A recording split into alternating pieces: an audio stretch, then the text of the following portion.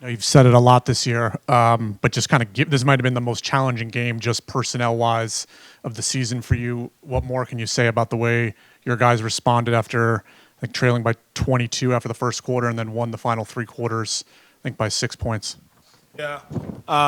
Super proud of the group. Obviously, no one in this organization or in that locker room wants to lose a game in general and not lose another one on the streak that we're on. But I would say the competitive spirit of this group was on display today. And you just said it, like not a great first quarter. Mobley hit a ton of threes in that first quarter. And I thought that our guys just continued to stick with it. We changed coverages. We got Dequan Jeffries out there trying to play the five and Cody playing the five. And, it didn't matter.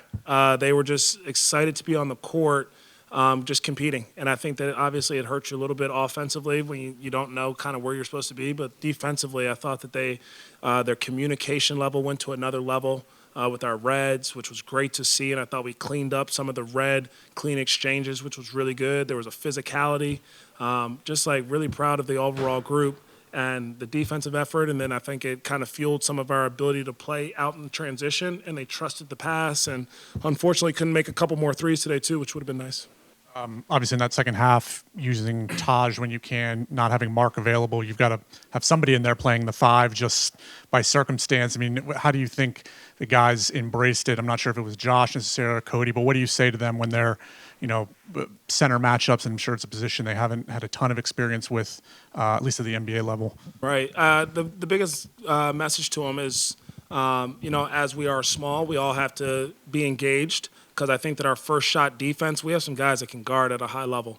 And so the first shot defense I have confidence in is going to be good, and we can create some misses, but then we all have to be participating on the defensive glass. And, there's going to be a one-on-one kind of box out, but then we got to have other guys coming in and kind of chip blocking and getting pieces of Mobley and Allen, Wade, some of their bigger guys, to make sure that we clean up the glass. And then the other conversation is just where to be offensively. Again, like you said, not being in that five position for some of our out-of-bounds plays or half-court sets. It's just a little bit different.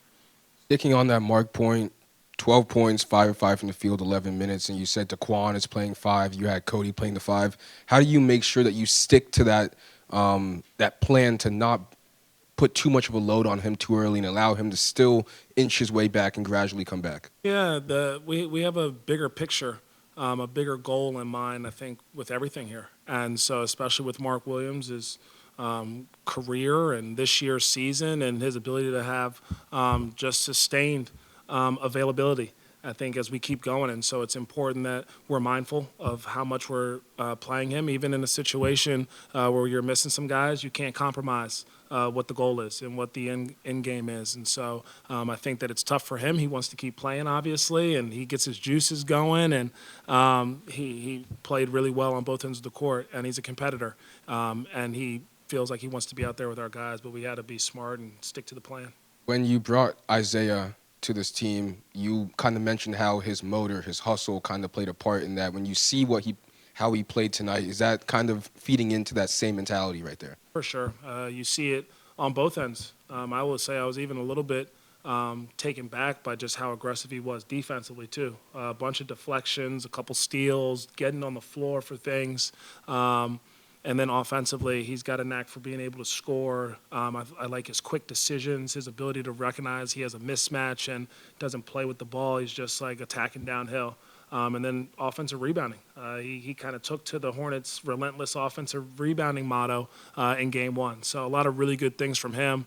Credit to him for all the preparation he's kind of put into this. And then, again, the organization for help giving him the right resources to be ready for his opportunity.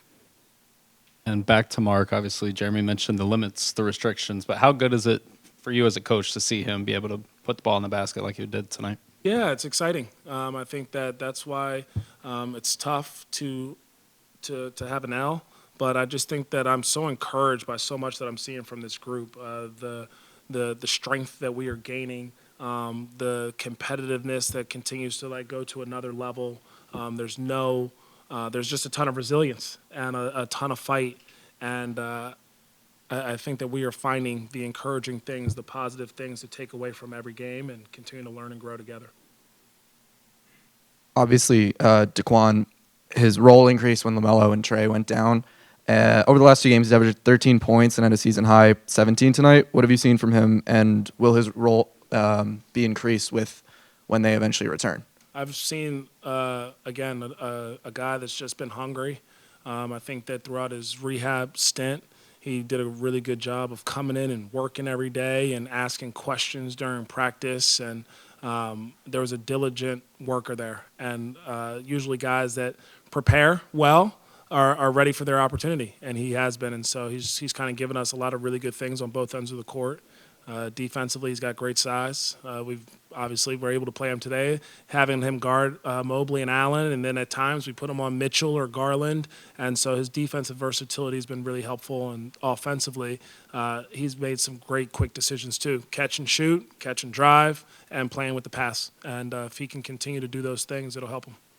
You mentioned that bigger picture you have as an organization. Obviously, we can guess some of the specifics of what that guideline would be, but when you go on a stretch like these where you have these games that just falter at the end, is it more security in knowing that both as a head coach, GM, owner, y'all have that same mindset of that bigger picture?